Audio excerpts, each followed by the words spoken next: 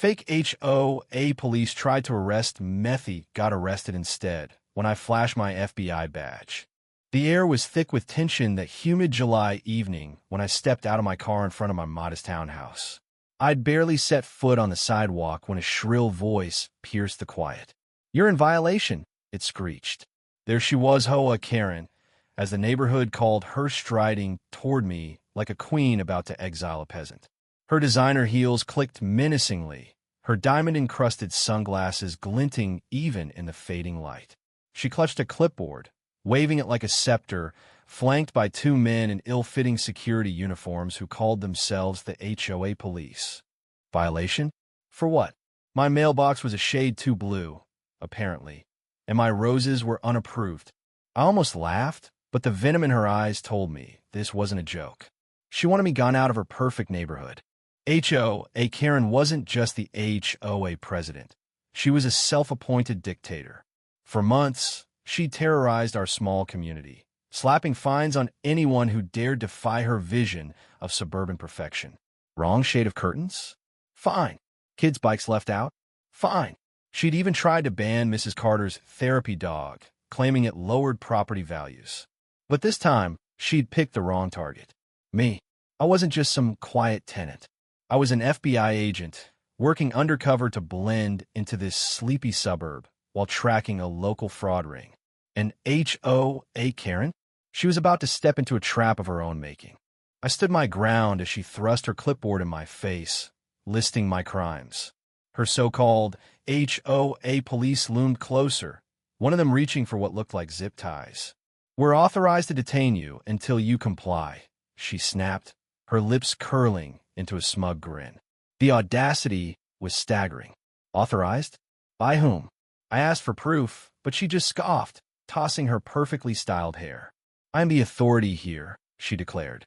The neighbors watching from their porches gasped, some recording on their phones. I could feel the weight of their eyes, their quiet outrage at her reign of terror. But I stayed calm. I had something she didn't expect. Before I could respond, a new figure emerged from the crowd, a wiry older man in a faded veteran's cap, his hands trembling, but his voice steady.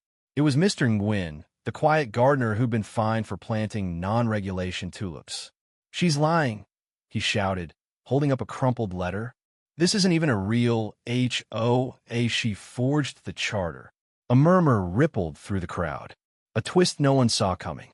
Mr. Nguyen had done some digging at the county office and found no record of our HOA's legitimacy.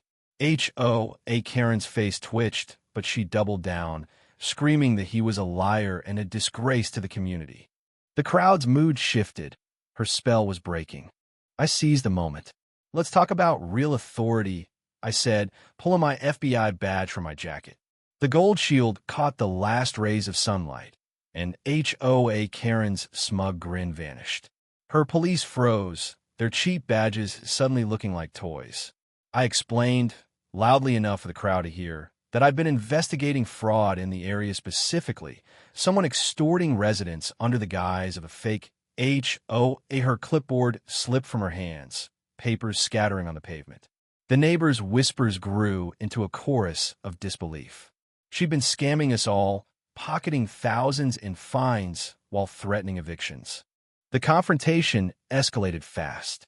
HOA Karen, cornered, went feral. She grabbed a can of spray paint from her purse, her purse, and started defacing the nearest storefront, a small bakery owned by Mrs. Carter. "You'll all regret this," she shrieked, scrawling lies about the bakery's health violations in bright red paint. The crowd gasped as her police tried to block anyone from stopping her. But I was done playing nice. I radioed for backup, my voice calm but firm. Within minutes, real police sirens wailed in the distance. HOA Karen's face paled as she realized her empire was crumbling. The officers arrived, and the truth unraveled faster than her composure. Her HOA police were just hired muscle, not even licensed security guards. The forged charter Mr. Nguyen exposed was only the tip of the iceberg. My investigation had already linked her to a network of fraudulent schemes across 3 counties: fake HOAs, sham charities, even a Ponzi scheme disguised as a neighborhood investment fund. As the cuffs clicked around her wrists, she screamed about her rights and how we'd pay for this. Her designer heels scuffed the pavement as she was led to the squad car. The crowd erupted in cheers, some hugging Mr. Nguyen, others filming the downfall of their tyrant. Mrs. Carter, tears in her eyes, hugged me tightly. "I thought I'd lose my shop," she whispered. The bakery, her livelihood, had been Hoa Karen's favorite target. I reassured her it was safe now. The neighbors began sharing stories, fines they'd paid, threats they'd endured. Mr. Nguyen, now a hero, passed around copies of the county records, proving the HOA was a sham. The community's relief was palpable, but so was the anger. HOA Karen hadn't just broken the law, she'd broken trust. As the police cars pulled away, I looked at the crowd. "This isn't just about her," I said. "It's about standing up to bullies who think they're untouchable. You did that today." The neighbors nodded, some clapping, others wiping away tears. We'd taken back our community, not just from HOA Karen, but from the fear she'd weaponized. The next day, the bakery's storefront was repainted by volunteers, and Mr. Nguyen's tulips were replanted in a defiant burst of color. HOA Karen's trial was swift. The evidence was overwhelming: bank records, forged documents, even emails where she bragged about teaching peasants a lesson.